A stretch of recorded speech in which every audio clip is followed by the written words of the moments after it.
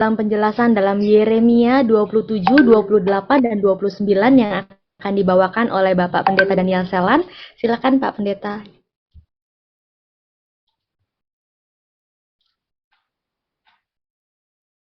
Masih mute Pak ya? Ya, Shalom, selamat malam buat kita semua. Shalom. RGF dimanapun ya. Malam Pak. Kalau diberi kesempatan untuk kita boleh sharing bersama-sama di dalam Yeremia 27, 28, dan 29. Bacaan kita sudah lewat di hampir Yeremia 32. Dan ini merupakan satu kebesaran Tuhan, anugerah Tuhan untuk kita boleh melihat bersama-sama, dan saya mungkin setiap pasal akan seringkan satu ayat. Di dalam pasal 27 ini Yeremia disuruh untuk memikul kuk Babel. Kuk yang dimaksud di sini adalah sebuah gandar. Di daerah kami ada sapi putih itu yang sering di lehernya itu dipakai sebuah kayu yang bengkok, dan bahkan sapi menarik rodanya untuk kemana-mana, bisa pulang bawa makanannya sendiri, dan di atasnya juga tuannya selalu ikut. Dan ini merupakan satu bahagian yang ketika melihat pasal 27 ini, saya teringat kembali kepada daerah kami ini yang penuh dengan peternakan sapi, dan sapi harus menerima beban ini untuk mengangkut segala sesuatu yang dikehendaki oleh tuannya untuk membawa beban tersebut. Jadi Bapak Ibu Saudara, di bagian ini Yeremia diperintah oleh Tuhan untuk membuat sebuah kayu, dan gandar ini dipakai dan bahkan ditaruh di tengkuk Yeremia sebagai satu gambaran bahwa seluruh umat Israel yang memberontak kepada Tuhan, bangsa-bangsa yang ada di sekitar Israel, negara Israel atau umat Tuhan itu, seperti Raja Edom, Moab, Bani Amon, bahkan Tirus Sidon, itu juga akan mengalami hal yang sama ketika mereka tidak mengakui Allah Israel semesta alam sebagai Tuhan yang menguasai seluruh alam semesta dan umat manusia. Di ayat yang kelima saya membacanya sebagai satu bagian ayat yang sangat penting buat saya dan akan saya terapkan, bahkan mungkin kita seringkan bersama-sama. Di ayat yang kelima dikatakan bahwa akulah atau Tuhanlah yang menjadikan bumi, manusia, dan hewan yang ada di atas muka bumi dengan kekuatan yang besar dan dengan lengan Tuhan yang terentang, dan Tuhan memberikannya kepada orang yang benar di mata Tuhan sendiri. Bagian ayat yang kelima ini merupakan sebuah pesan ketika kuk yang Yeremia pasang di tengkuk atau di bagian pundaknya, memberikan gambaran dan bahkan pesan ini juga disampaikan kepada bangsa-bangsa yang ada di sekitar bangsa Israel yang belum percaya kepada Tuhan, bahwa suatu hari nanti mereka akan diperhadapkan dengan sebuah malapetaka. Mereka harus ada di bawah kekuasaan Raja Babel, yaitu Nebukadnezar. Dan alasan ini terjadi karena umat Israel sering memberontak, bahkan tidak taat kepada Allah semesta alam yang disebut oleh Allah Israel itu sendiri. Dan imbasnya umat Israel harus dibuang ke tanah Babel selama 70 tahun. Sehingga mereka akhirnya juga harus tahu dan bahkan punya ketundukan kepada Tuhan, bahwa Tuhan mengizinkan bangsa Babel, Raja Nebukadnezar, sebagai ayat yang ke-6 itu dikatakan bahwa dia adalah hamba yang bisa dipercaya, hamba Tuhan yang dipercaya, diizinkan oleh Tuhan untuk bisa membentuk umat Israel dan bahkan orang-orang di sekeliling untuk mengenal Tuhan sebagai Tuhan yang hidup. Jadi dalam bahagian ini juga Bapak Ibu Saudara, kita melihat bahwa kadangkala Tuhan mengizinkan berbagai hal terjadi dalam hidup kita. Tekanan, kesulitan, pergumulan hidup, agar kita tidak congkak, kita tidak merasa diri kita lebih hebat, benar, dan bahkan memiliki kekuatan kita sendiri tanpa Tuhan.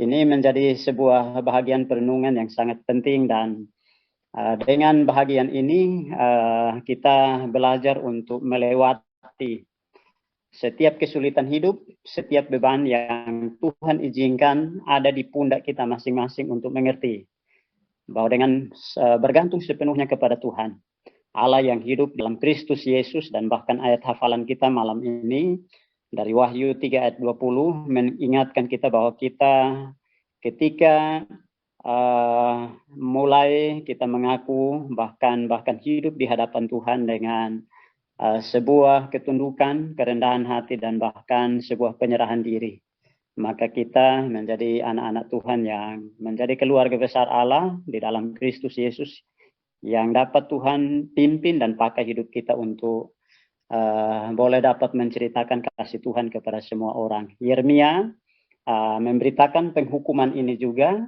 bahkan bagian ini kepada umat Israel, tetapi kepada umat orang-orang di sekeliling, bangsa di sekeliling, untuk tahu bahwa kabar baik yang mereka harus terima adalah ketika mereka memiliki ketundukan kepada Tuhan Allah Israel yang hidup, mereka berbalik dan bertobat, maka mereka juga akan dipulihkan.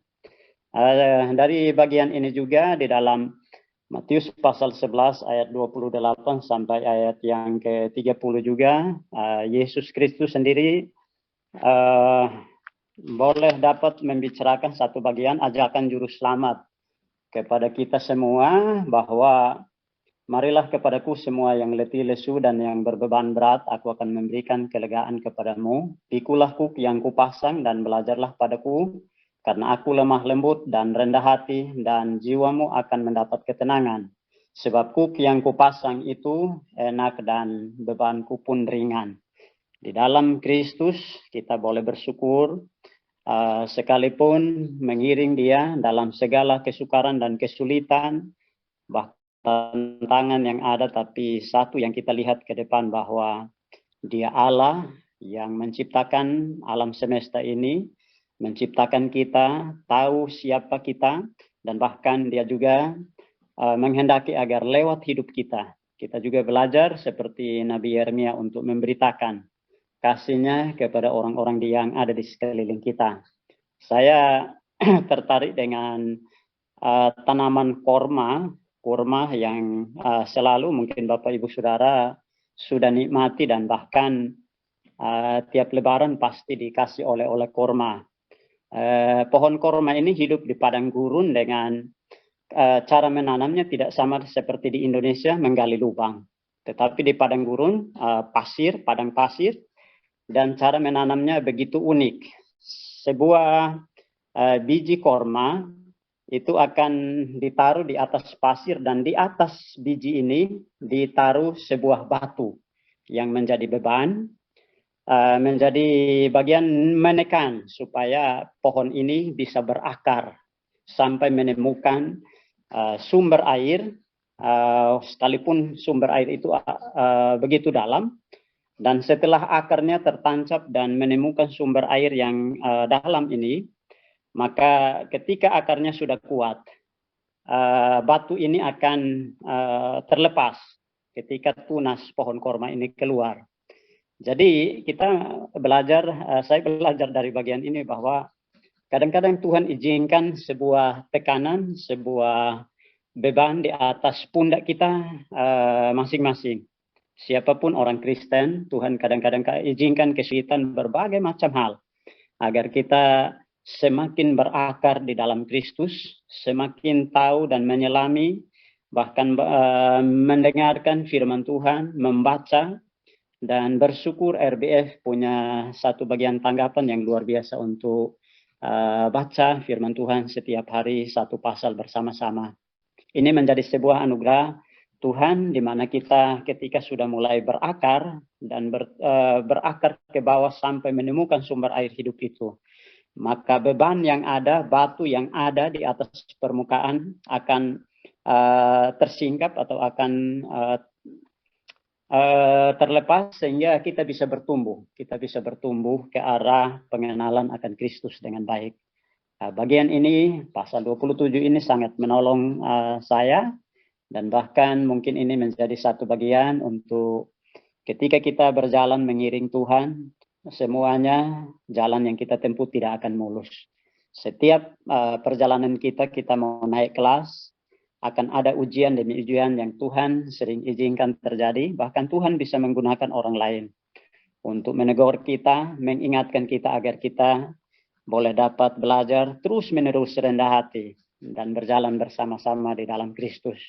Ini menjadi sebuah bukti yang penting bagi kita, dan kita bersyukur bersama dengan Kristus, ada kerendahan hati, ada ketenangan batin, dan bahkan kita juga diingatkan untuk terus-menerus menyuarakan kasih Tuhan, kabar baik, Injil keselamatan yang Tuhan beri, menghadirkan Kristus di tengah-tengah keadaan, situasi, tempat di mana kita berada.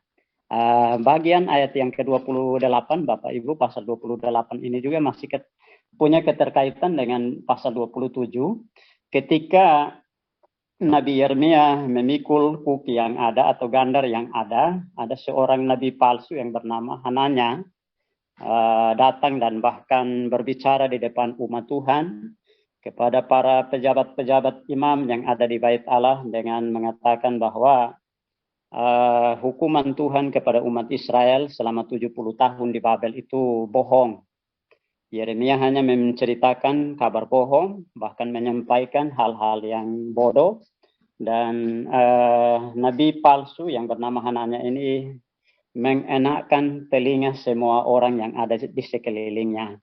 Dia hanya katakan bahwa Tuhan akan memberi waktu 2 tahun bagi umatnya yang ada di pembuangan untuk kembali ke tanah perjanjian, dan tidak akan ada penghukuman selama pembuangan 70 tahun. Yeremia hanya membual, Yeremia hanya berbohong, dan itu tidak akan pasti. Nah, Bapak Ibu Saudara, ini di pasal 28 ini juga menolong kita untuk mengingat bahwa kehadiran gereja Tuhan ada di tengah-tengah dunia ini. Kita hadir untuk memberitakan dan menyatakan penghukuman Tuhan, dosa, tidak ada kompromi, bahkan kesalahan harus kita nyatakan seperti Yeremia. Dan ketika umat Tuhan ditegur karena dosa, biasanya tidak suka kalau setiap hamba Tuhan yang menyampaikan bagian ini menegur, tidak suka ditegur kalau berbuat dosa. Dan ini saya pernah alami sebuah pengalaman yang begitu sulit saya hadapi. Suatu saat ketika kami ada di tempat pelayanan yang ada di Trimukti ini, seorang jemaat ini selalu senantiasa memberikan perpuluhan kepada hamba Tuhan. Setiap mengunjungi saya, pasti saya tahu ibu ini pasti memberikan persembahan, perpuluhan, dan wajar Bapak Ibu Saudara.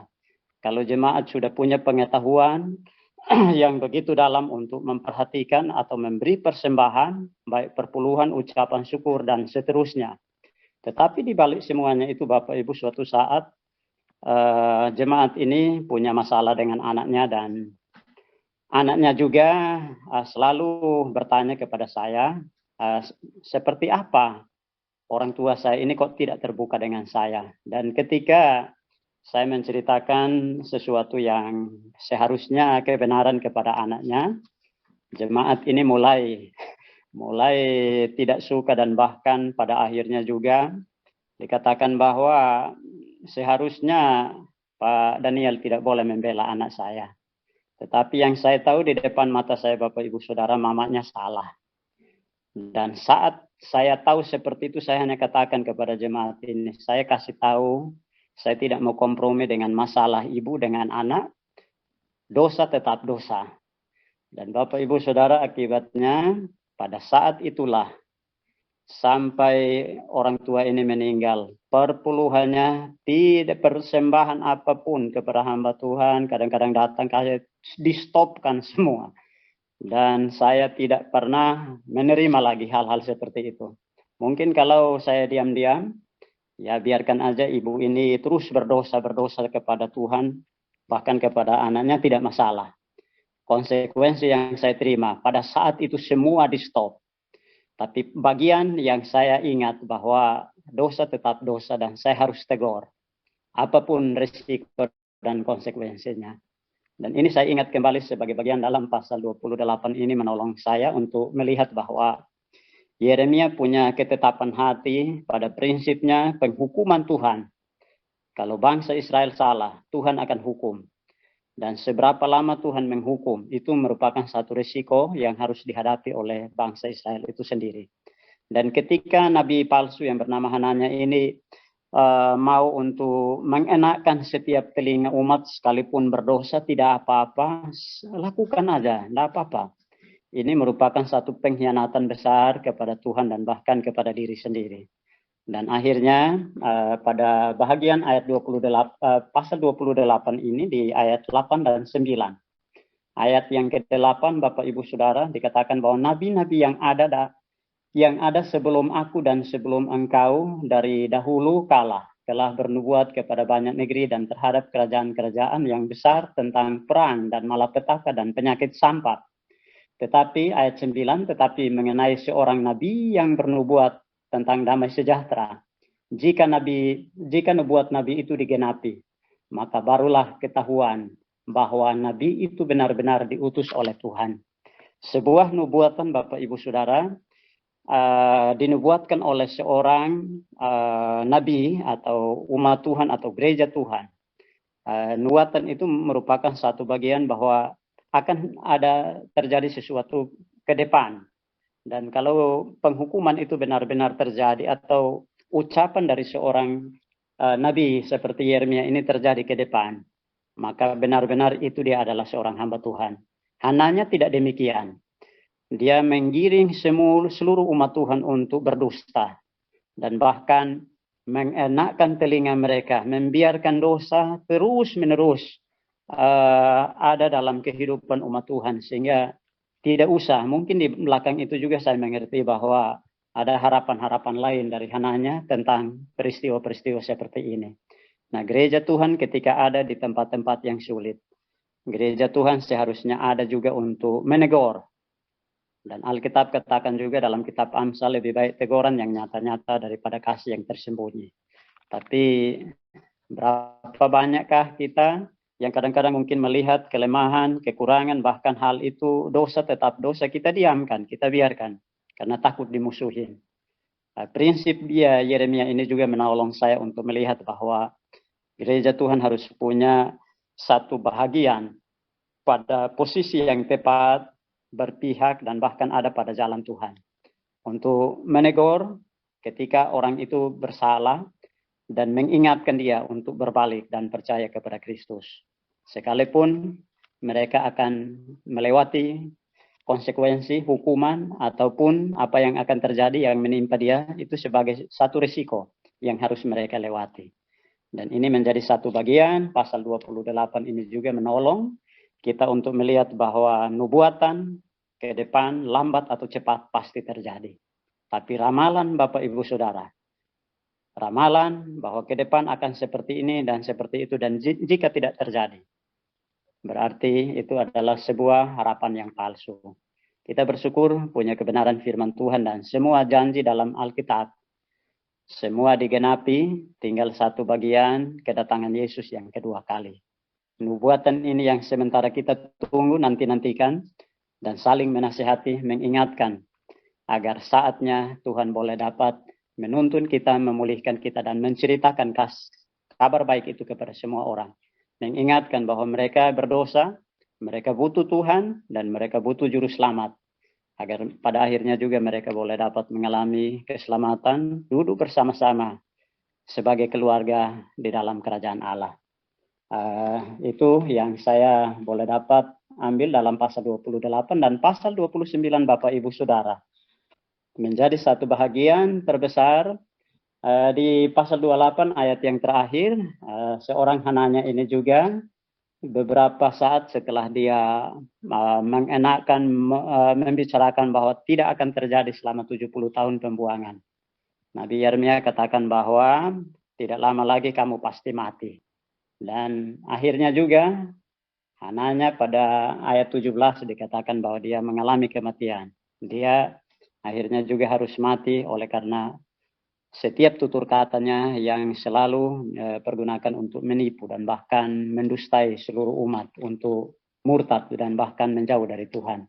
Tapi dalam pasal 29 ini Bapak Ibu Saudara, ayat yang ketujuh, saya akan baca bagi kita bersama. Usahakanlah kesejahteraan kota di mana kamu aku buang, dan berdoalah untuk kota itu kepada Tuhan, sebab kesejahteraannya adalah kesejahteraanmu. Ketika umat Israel ada 70 tahun di Babel, di pembuangan, ada satu pengharapan yang Yeremia tulis dan kirim melalui utusannya untuk dibacakan di hadapan umat Tuhan yang ada di pembuangan. Bahwa selama 70 tahun, satu generasi ke depan, kalian ada di daerah pembuangan sana. Kehendaknya kalian lakukan hal-hal yang begitu normal. Ayat yang kelima dan keenam, dirikan rumah untuk kamu diami, buatlah kebun untuk kamu nikmati hasilnya, ambillah istri untuk memperanakan anak laki-laki dan perempuan, ambillah istri untuk anak-anakmu laki-laki, dan carikanlah suami bagi anak-anakmu perempuan supaya mereka melahirkan anak laki-laki dan perempuan agar di sana kamu bertambah banyak dan jangan berkurang. Bagian ini Bapak Ibu Saudara, Nabi Yeremia mengingatkan kepada umat yang sementara menghadapi konsekuensi mereka dihukum. Selama 70 tahun ada satu bagian pengharapan bahwa kalian diam di sana. Tinggallah di sana dengan bangun rumah, dirikan pekerjaan, usaha, kebun, dan bahkan dia menikmati hasil yang ada di sana. Dan sampai saatnya Tuhan akan bawa kembali kamu kepada negeri perjanjian di mana kalian dibuang. Nah, bagian ini Bapak Ibu Saudara menolong kita untuk mengingat, dan ayat yang ketujuh, Yeremia menasihati umat Israel yang ada di pembuangan. Kehadiranmu yang ada di perantauan, ada di pembuangan, di tengah-tengah orang bangsa yang tidak mengenal Tuhan. Ciptakan sesuatu yang dimana mereka pun melihat bahwa engkau orang yang menyembah Tuhan Allah Israel yang hidup dengan baik. Kita mau mereka diingatkan supaya dinasehati untuk menunjukkan identitas umat pilihan Allah dengan bekerja dengan baik, tidak malas-malasan, dan bahkan di sana juga mereka hendaknya hidup dengan normal. Mereka juga hendaknya bertumbuh, berkembang, dan bahkan mereka boleh dapat melakukan hal-hal dengan baik. Dan ayat yang ketujuh ini dikatakan bahwa usahakanlah kesejahteraan kota di mana kamu aku buang. Kata usahakan ini Bapak Ibu Saudara tidak mudah. Sejahtera tidaknya ada damai sejahtera tidaknya dalam hidup setiap umat Tuhan di sana. Semuanya harus diusahakan, diupayakan, dan bersama dengan Tuhan. Dengan pimpinan Tuhan, mereka boleh dapat berjuang bersama-sama untuk kemuliaan Tuhan. Sesuatu yang kita mau lakukan dengan baik Bapak Ibu Saudara. Alkitab mencatat dengan baik, usaha dan berdoa. Dan bagian ini juga tidak hanya usahakan kesejahteraanmu, tetapi ada satu bagian juga dibilang berdoalah untuk kota itu. Sejauh mana kita mengusahakan kesejahteraan, kebaikan, damai sejahtera, dan bahkan berdoa untuk tempat di mana Tuhan menempatkan kita. Tuhan tidak salah menempatkan saya dan Bapak Ibu Saudara. Tuhan tidak salah menempatkan teman-teman RBF dimanapun kita berada. Awalnya saya berpikir saya salah tempat di daerah Trimukti sejak tahun pertama saya tinggal. Saya bergumul dengan satu bahagian yang paling sulit. Tetapi berjalannya waktu baru saya tahu. Tuhan menghadirkan saya dan kita semua tidak salah tempat. Dan disitulah hendaknya kita mengusahakan. Dan bahkan kita mau doakan di mana kita hadir. Berkat Allah terus-menerus mengalir dalam kehidupan kita. Kita ada untuk melakukan rekonsiliasi. Dari yang bodoh kita upayakan supaya mereka ke depan belajar dengan baik pintar. Menegur mereka di dalam kasih Tuhan. Dan bahkan ini yang kadang-kadang menjadi satu kesulitan besar bagi kita. Tapi Nabi Yeremia dengan sebuah nasihat dalam surat yang ada yang dibacakan di pembuangan di Babel. Menolong kita untuk mengingat kembali kalau damai sejahtera Tuhan telah meliputi saya dan Bapak Ibu Saudara. Kita tidak akan menjadi batu sandungan, kita akan terus menerus kehadiran kita diberkati untuk memberkati banyak orang. Saya ingat bahagian ini Bapak Ibu Saudara, ora et labora. Ora et labora itu berdoa dan bekerja. Ada orang lebih banyak berusaha tapi tidak pernah berdoa. Ada orang lebih banyak berdoa, kerjanya ringan-ringan saja. Suatu saat Bapak Ibu Saudara, berapa bulan yang lalu, saya mendatangi sebuah panglong besar yang ada di Lampung Timur. Ketika saya datangi dan masuk ke panglong itu, di pintu gerbang, tulisan yang sangat besar di pintu gerbangnya, ora et labora. Ketika saya melihat itu, saya bilang, oh ini pasti orang Kristen. Saya sudah agak tenang. Ini penjualan kayu saya pasti dikasih dengan harga mahal. Ketika masuk, kami mulai salaman. Keluar dari dalam rumah itu, tuan rumahnya pakai jilbab. Saya kaget, kok pakai jilbab, tapi tulisannya ora et labora. Ini tulisan Kristen ini. Dan Bapak Ibu Saudara, setelah keluarga ini keluar dan temui kami bersama-sama, kami mulai bercerita ke sana kemari dan saya penasaran. Bapak Ibu, saya mau tanya, kenapa di pintu gerbang ini Bapak Ibu tulis tulisan besar, ora et labora? Bapak ini tertawa dan katakan bahwa saya sangat mengerti tulisan ora et labora. Saya Muslim, tetapi saya pernah sekolah di SD Kristen, SMP Kristen, dan SMA Muhammadiyah. Saya tahu persis apa itu perjuangan disertai dengan doa. Dan di sekeliling di mana saya tinggal ini, banyak gereja-gereja orang-orang Kristen yang datang dan membeli usaha kayu saya untuk melakukan perbaikan bagi gereja dan seterusnya. Dan ketika saya mendengar ini Bapak Ibu Saudara, saya baru mengerti bahwa dengan berdoa dan bekerja, mengusahakan sesuatu untuk orang lain, tidak mudah. Dan bahkan dia katakan bahwa kepada orang Kristen, mungkin uangnya kurang, saya masih memberi waktu supaya mereka melunasi pada beberapa waktu mendatang. Karena saya tahu orang Kristen itu tidak pernah nipu orang. Dan saya mulai berpikir, Tuhan, seperti inikah yang Tuhan boleh kerjakan bagi orang lain? Mereka Muslim, tapi mereka tahu apa arti sebuah pekerjaan, usaha, dan doa. Dan disinilah baru saya mengerti, kehadiran orang Kristen seharusnya lebih dari itu. Baik di kampus, dimanapun usaha dan pekerjaan kita. Kita ada di situ untuk menghadirkan damai sejahtera Kristus. Ada di situ untuk menghadirkan suasana yang membuat mereka juga nyaman. Dan akhirnya mereka tahu bahwa orang Kristen loh seperti ini. Tapi ketika kalau kita hadir di sana dan membawa bencana bagi mereka, bukan menjadi batu loncatan, tapi batu sandungan. Seumur hidup mereka akan menjauh dari Tuhan. Dan saya bersyukur dengan keluarga ini, sekalipun hanya sekolah SD, SD dan SMP Kristen. Tetapi dasar pembentukan iman percaya kepada Kristus nyata dan dia boleh menghadirkan itu. Dan ketika kami berbicara panjang dan lebar ke sana kemari, dia banyak menceritakan apa yang Tuhan kerjakan dalam hidupnya. Saya bersyukur kepada Tuhan, Tuhan boleh menghadirkan kita. Biarlah tunjukkan diri kita sebagai orang Kristen di mana kita ada. Kita hendaknya mengusahakan kesejahteraan, bukan mengusahakan malapetaka atau bencana untuk orang lain. Mengingatkan bahwa dosa, hukuman Allah akan terjadi dalam hidupmu. Hendaknya engkau bertobat, percaya kepada Kristus, dan berubah. Hidupmu dipulihkan oleh Tuhan. Dan setelah itu lewat doa, bahkan lewat setiap pekerjaan kita, percayalah bahwa Tuhan pasti menolong dan memberkati kita. Itu sebabnya Bapak Ibu Saudara, ayat yang ke-7 ini menjadi satu panduan ketika pasca sarjana saya menulis bagian ini. Gereja ada, bersyukur gereja ada di tengah-tengah daerah konflik. Di daerah yang sulit, bahkan mungkin di daerah yang sangat-sangat tidak nyaman. Ketika gereja ada di sana, hendaknya melakukan berbagai hal, berdampak positif untuk banyak hal kepada mereka yang ada di sekeliling kita. Dan saya percaya cepat atau lambat kita akan melakukan hal-hal yang besar bagi Tuhan. Saya kira itu saja Bapak Ibu Saudara. Terima kasih untuk sering bersama-sama ini. Tuhan memberkati.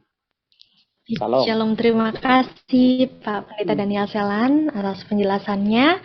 Puji Tuhan, sangat jelas ya teman-teman. Kita akan lanjut mendengarkan penjelasan selanjutnya Yeremia 30 dan 31 oleh Putra. Silakan Putra. Baik, terima kasih. Ya, kita tadi sudah mendengar penjelasan dari Pak Daniel, ya begitu panjang dan juga banyak pesan-pesan yang boleh kita dapatkan dan boleh kita belajar bahwa ya kita sebagai orang-orang Kristen itu orang-orang yang percaya kepada Tuhan menjadi dampak bagi orang-orang yang berada di sekitar kita.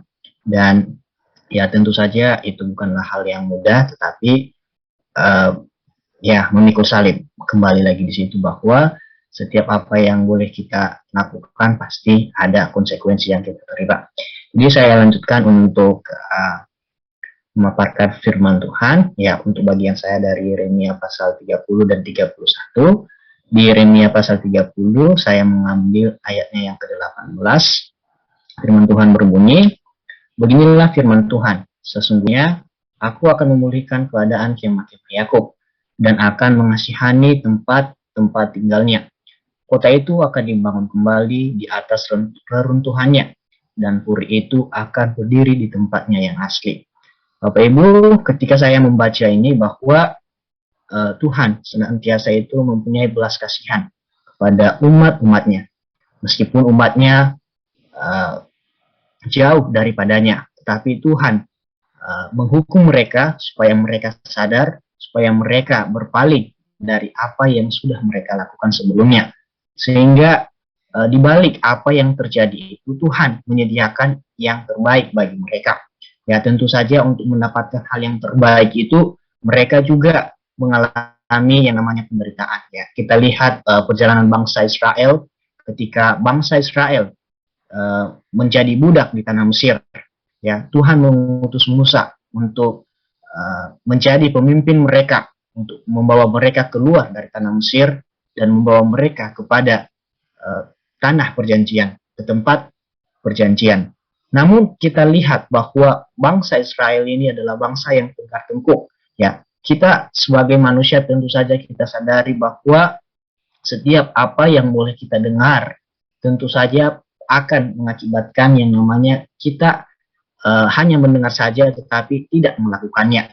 Ya, ketika ada goncangan, ketika ada rintangan, bahkan ketika ada masalah yang timbul, maka tentu saja pikiran kita, hati kita, dan akal sehat kita akan memikir hal-hal yang lain lagi. Ya, kita bahkan tidak percaya dengan apa yang Tuhan telah janjikan kepada kita. Ya, seperti nabi-nabi yang boleh menyampaikan firman Tuhan, memberitakan apa pesan-pesan Tuhan kepada bangsa-bangsa Israel, tapi mereka tidak percaya dan mereka mengikuti keinginan mereka sendiri. Ya, ketika mereka mengikuti keinginan mereka tanpa mau mengikuti apa yang Tuhan kehendaki dalam diri mereka, tentu saja penghukuman itu terjadi. Ya, saya percaya bahwa ketika orang berpaling dari Tuhan, maka ada jalan bagi dia sendiri ketika ia mengalami permasalahannya. Tentu saja kita ketika kita mempunyai masalah, ketika kita mengalami hal-hal yang membuat kita tidak berdaya lagi, ya disinilah kesempatan atau momen-momen di mana kita mencari Tuhan, di mana kita mau untuk membenarkan diri kita. Jadi ya melalui hal itu tentu saja kita juga sebagai orang percaya ya pada zaman ini, pada konteks saat ini, ya kita harus senantiasa menjadi orang-orang yang bukan hanya percaya dan bukan hanya saja mendengarkan, tetapi kita melakukan apa yang boleh kita dengarkan itu. Karena saya yakin dan percaya bahwa firman yang hidup, firman yang boleh kita dengar itu, ketika kita hanya mendengar saja, maka tidak akan berbuah. Tetapi ketika kita mendengar dan melakukannya, maka firman itu akan berbuah dan akan menjadi berkat bagi kita. Ya, kita dapat bisa melihat dari perjanjian baru dalam Matius pasalnya yang ke-7, ya, ayatnya yang ke-27 tentang dua macam dasar. Ya, mana ada dua orang yang membangun rumah di atas pasir dan ada juga orang yang membangun rumah di atas batu. Ya, tentu saja di sini ada dua hal atau ada dua karakter yang dimana yang pertama adalah bijak, yang kedua adalah bodoh. Ya, di sini juga Tuhan mengatakan bahwa lebih baik ketika kita mendengar, kita melakukan daripada kita mendengar. Ya, kita hanya mau mengikuti kewajiban atau hanya mengikuti rutinitas kita sebagai orang percaya saja. Ya, pergi ke gereja, yang mendengarkan firman Tuhan, pulang, dan setelah itu lupa apa yang boleh disampaikan melalui firman-firman Tuhan itu. Ya, di sini juga kita senantiasa sebagai orang-orang percaya, marilah kita ya melakukan, bukan hanya saja mendengar tetapi melakukan. Sebab Tuhan berfirman bahwa orang-orang yang melakukan firman Tuhan akan mendapat berkat yang melimpah dari Tuhan.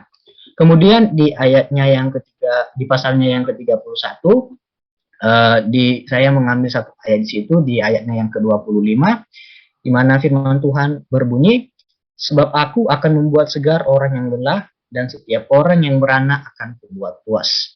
Ya, tentu saja ketika kita membaca ayat ini, tentu saja terlintas di dalam benak kita bahwa setiap orang-orang yang senantiasa mengalami kesusahan, setiap orang-orang yang mengalami penderitaan, pasti ada kelegaan, pasti ada yang namanya peristirahatan. Ya.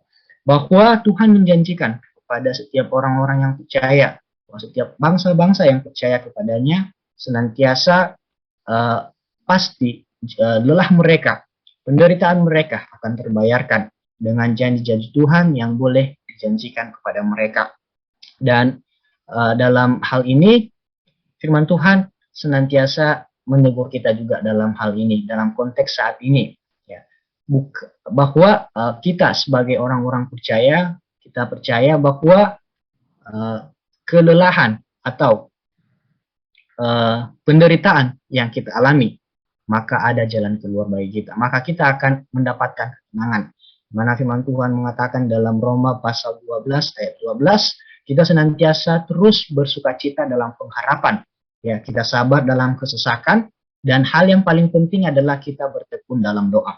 Ya, kita tidak boleh menghindari hal itu, bahwa ketika kita bersukacita di dalam pengharapan, ya tentu kita juga harus sabar di dalam hal penderitaan kita yang boleh kita alami sebagai orang-orang Kristen, sebagai orang-orang yang percaya kepada Tuhan. Dan di balik semuanya itu, kita juga harus bertekun dalam doa, memohon pertolongan Tuhan supaya apa yang boleh kita rasakan, apa yang boleh kita alami, apa yang kita boleh sukacita kita ceritakan kepada Tuhan, kita ceritakan kepada sesama kita, dan melalui juga perbuatan kita, melalui tingkah laku kita, melalui kehidupan kita sehari-hari, sehingga mencerminkan yang namanya orang Kristen. Seperti tadi yang dibilang Pak Daniel, bahwa ya kita sebagai orang Kristen di tengah-tengah orang yang berbeda keyakinan dengan kita, ketika kita memberikan dampak yang baik, ketika kita menjadi teladan bagi yang baik, bagi yang lain, maka mereka menilai kita dengan baik juga.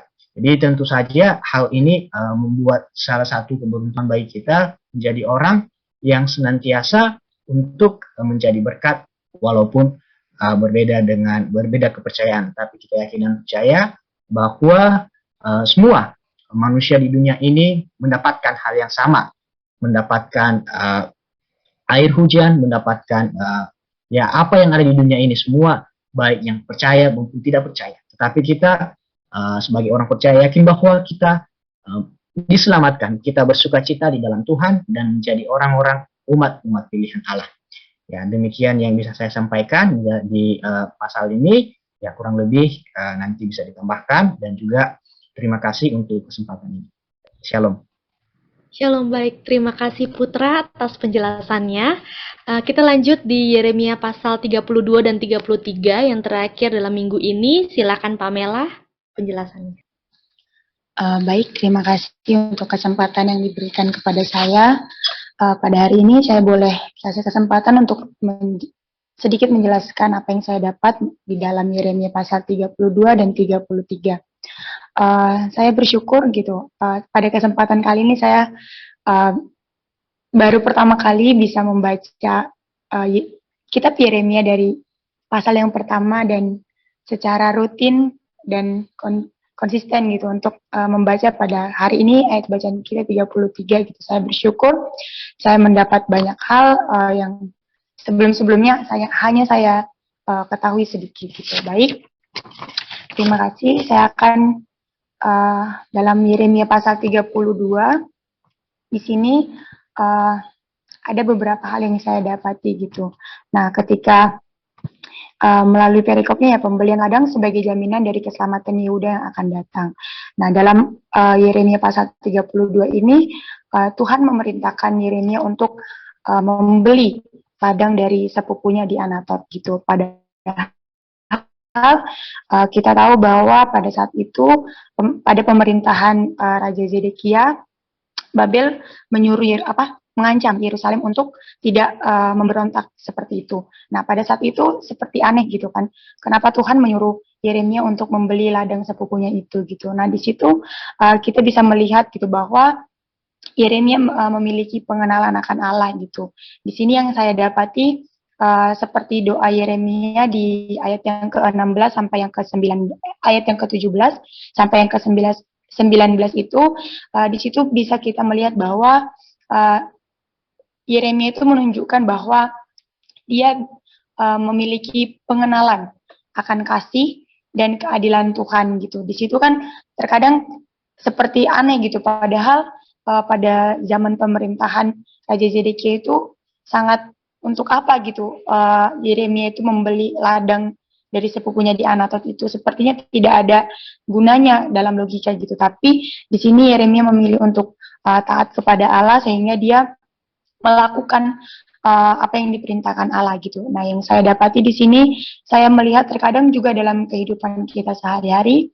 banyak hal yang tidak kita mengerti sebenarnya gitu. Mungkin sama seperti Pak Daniel Selan tadi katakan, beliau sempat bingung gitu ketika Tuhan menempatkan beliau di Trimukti sana gitu. Tapi pada akhirnya Tuhan tidak pernah salah menempatkan setiap kita gitu. Tuhan tidak pernah salah memiliki rancangan bagi setiap kita gitu. Terkadang juga kita bingung kan, kenapa saya berada di keluarga seperti ini, kenapa harus di tempat ini gitu. Nah, itu tadi gitu. Kita tidak bisa melogikakan cara Allah berpikir gitu, karena seperti firman Allah berkata, jauhnya pikiran Allah itu sangat jauh gitu, baratkan langit dan bumi. Kita tidak bisa menyelami pikiran Allah gitu. Terkadang apa yang menurut kita mungkin tidak masuk akal, tapi bisa Tuhan pakai gitu untuk menyatakan kemuliaannya bagi setiap kita. Tuhan mau pakai kita seperti apa yang boleh Tuhan suruh kepada Yeremia ini. Kuncinya apakah kita mau setia dan taat ketika kita tidak mengerti kehendak Allah atas apa yang terjadi dalam kehidupan kita gitu. Jadi itu yang saya dapati gitu, ketika saya nggak ngerti apa rencana Tuhan ke depan, apakah saya mampu untuk setia dan taat tetap berpegang kepada Kristus gitu. Karena seperti contoh saya baru selesai kuliah gitu, terkadang saya sempat bingung gitu, apa yang akan saya kerjakan ke depan gitu. Sepertinya lapangan pekerjaan atau ke depannya seperti sulit untuk digambarkan gitu. Kita ketahui juga zaman hari-hari ini hari-hari yang semakin sukar, firman Tuhan berkata. Tapi kembali lagi gitu, seperti Yeremia ini, ketika saya tidak mengerti apa yang mungkin saya melakukan melangkah ke depan, seperti tidak ada gambaran gitu. Tapi firman Tuhan berkata, ketika saya memegang janji Tuhan, berharap tetap taat kepada Kristus, firman Tuhan berkata bahwa masa depan sungguh ada dan harapan tidak akan pernah hilang gitu. Jadi itu yang bisa saya dapati dari Yeremia pasal 32 ini, sehingga ketika kita tetap setia dan taat kepada Kristus, ada tadi ya jaminan keselamatan yang Tuhan berikan. Di ayat 40 saya bacakan bagi kita semua. Aku akan mengikat perjanjian kekal dengan mereka, bahwa aku tidak akan membelakangi mereka, melainkan akan berbuat baik kepada mereka. Aku akan menaruh takut kepadaku ke dalam hati mereka supaya mereka jangan menjauh daripadaku. Seperti itu ketika kita melakukan segala sesuatu seturut dengan kehendak Tuhan walaupun kita tidak mengerti terkadang gitu.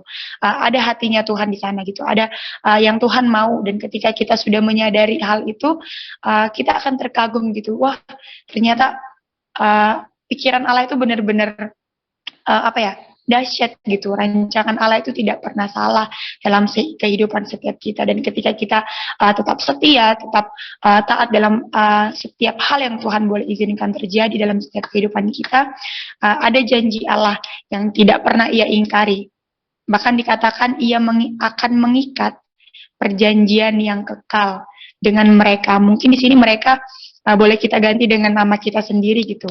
Tuhan akan mengikat perjanjian kekal dengan Pamela, dengan Pak Daniel, dengan Bang Putra, dan kita semua gitu. Tuhan telah mengikat perjanjian itu ketika kita benar-benar mengikuti apa yang Tuhan mau gitu. Memang setia dan taat itu tidak mudah untuk dilakukan, tapi dengan kekuatan yang daripada Kristus kita boleh mampu bersama-sama seperti itu.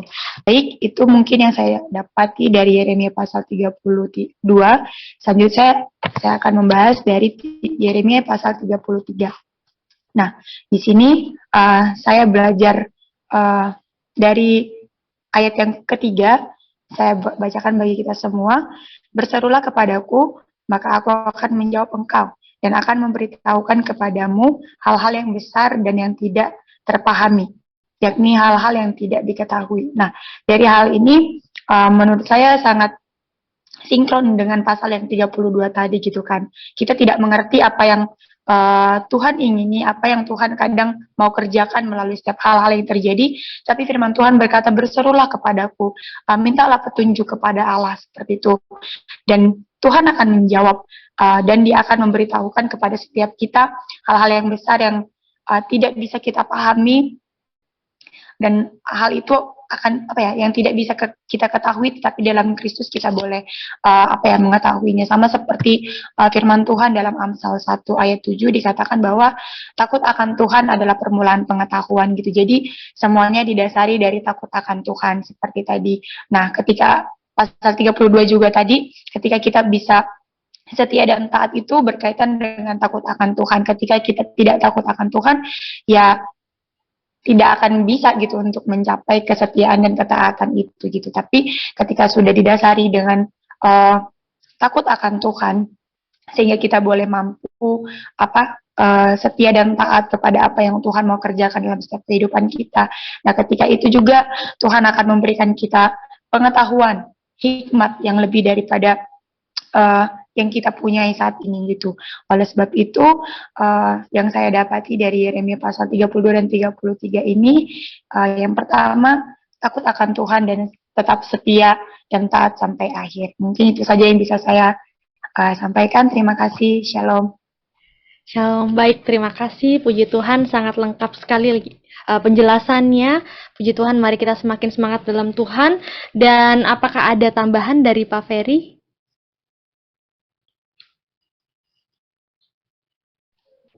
Ya, terima kasih ya penjelasannya. Saya tambah sedikit ya. Yeremia pasal 30 sampai 33 ya, sampai hari ini itu 4 pasal itu berbicara, disebut buku penghiburan. Buku penghiburan. Karena sebelumnya ya, pasal 1 sampai 29 itu terus ya berbicara tentang nubuat dari Yeremia tentang malapetaka, hukuman dari Tuhan. Tetapi pasal 30 sampai 33 hari ini ya, besok mungkin hukuman lagi. 30 sampai 33 ini berbicara tentang pemulihan, pengharapan. Itu akan terjadi. Jadi maka ada istilahnya, waktunya akan datang.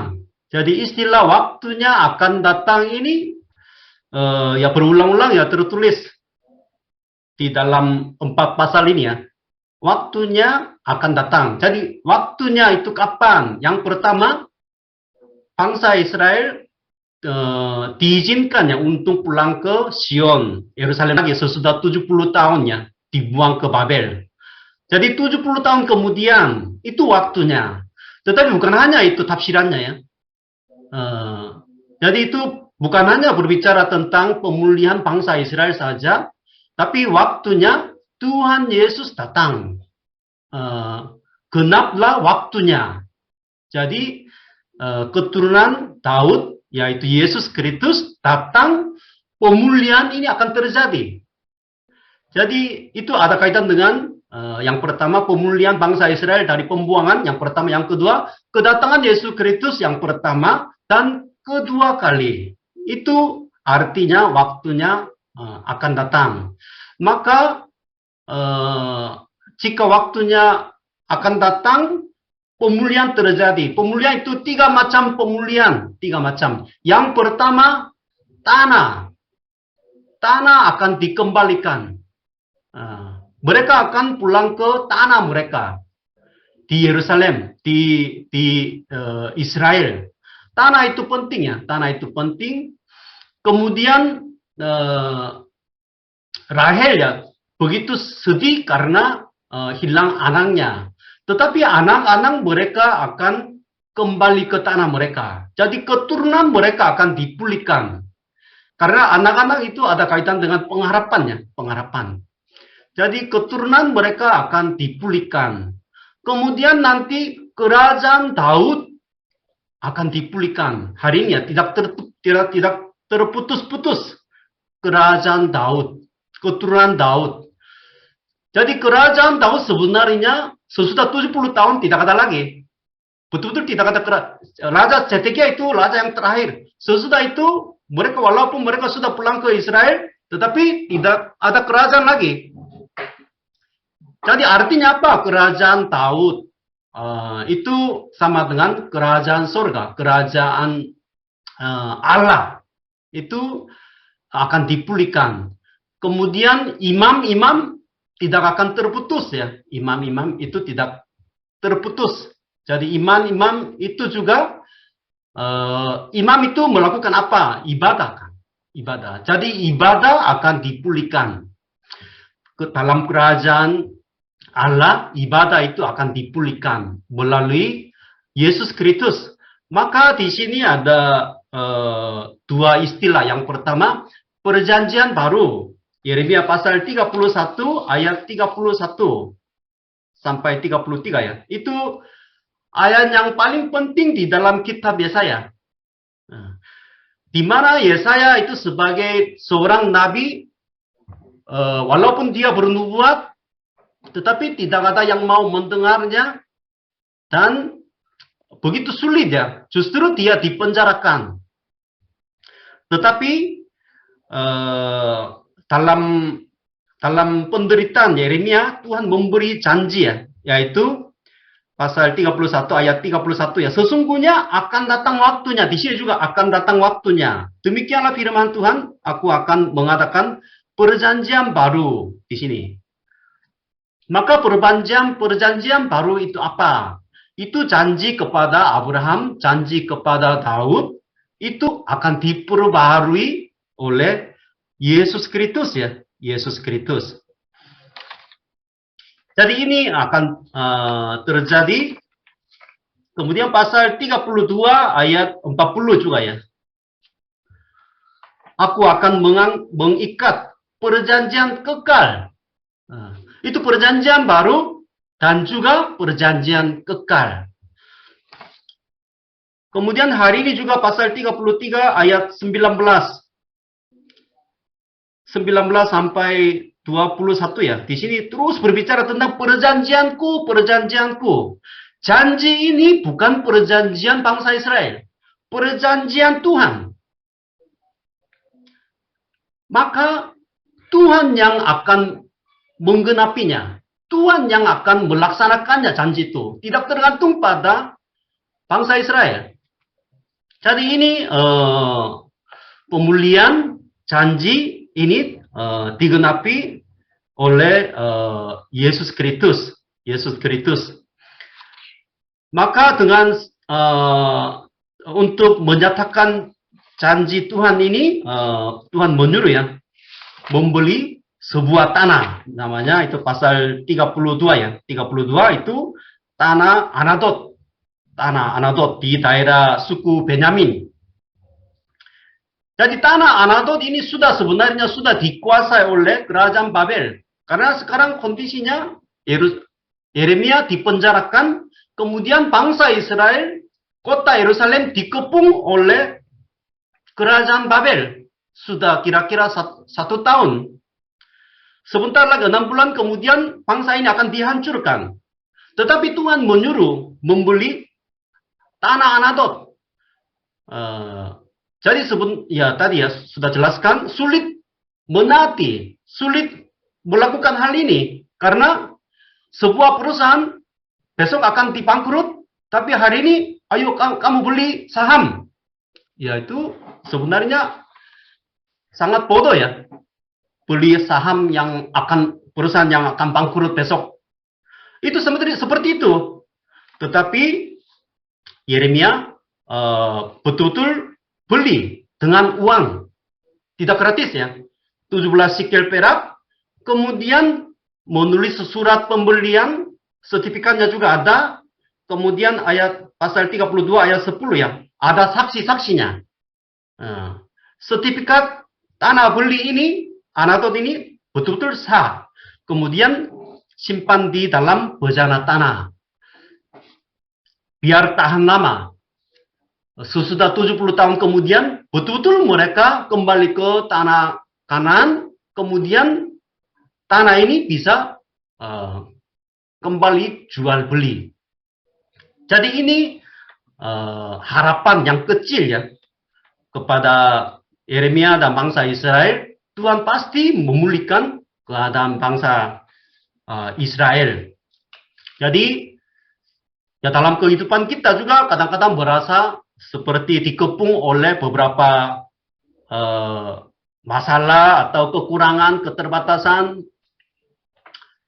Jadi merasa tidak ada harapan ya, tidak ada harapan. Tapi dalam kondisi seperti ini ya, Tuhan selalu memberi harapan yang kecil, harapan yang kecil. Jadi kita harus melihat harapan itu, walaupun sekarang agak kecil ya. Sekarang zaman ini juga sama. Gereja mungkin menurun. Mungkin gereja mungkin terpecah belah. Jemaat mungkin mundur dari gereja, dari pelayanan. Mungkin ini kelihatan. Tetapi dalam kondisi seperti ini ya, kita sebagai orang Kristennya, kita harus memiliki harapan. Harapan yang Tuhan berikan kepada kita. Walaupun mungkin kecil ya, kecil, sedikit. Tapi masih ada jemaat yang setia. Masih ada yang jemaat pegang firman Tuhan.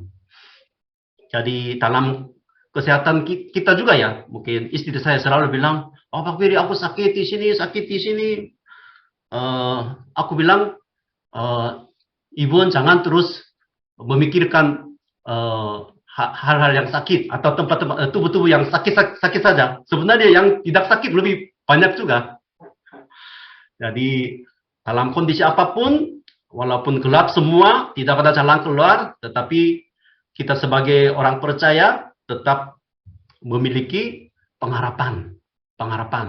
Besok pasti Tuhan memulihkan keluarga kita, kehidupan kita, mungkin ekonomi kita, iman kita, gereja kita, kota kita. Jadi itu kita pegang dalam kehidupan kita. Jadi tetap semangat.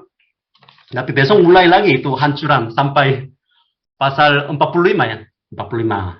Karena ini sebenarnya tidak sesuai dengan berjalan waktunya. Jadi itu disusun oleh penyusunnya. Maka sesuai dengan tema, sesuai dengan khotbah-khotbah, maka isinya mungkin terus berulang-ulang lagi. Jadi jangan bosan ya. Dari pasal 34 sampai 35 mungkin merasa berulang lagi. Sebelum hancur, pasal 39 itu sesudah hancur apa yang terjadi. Itu tertulis. Tetap semangat.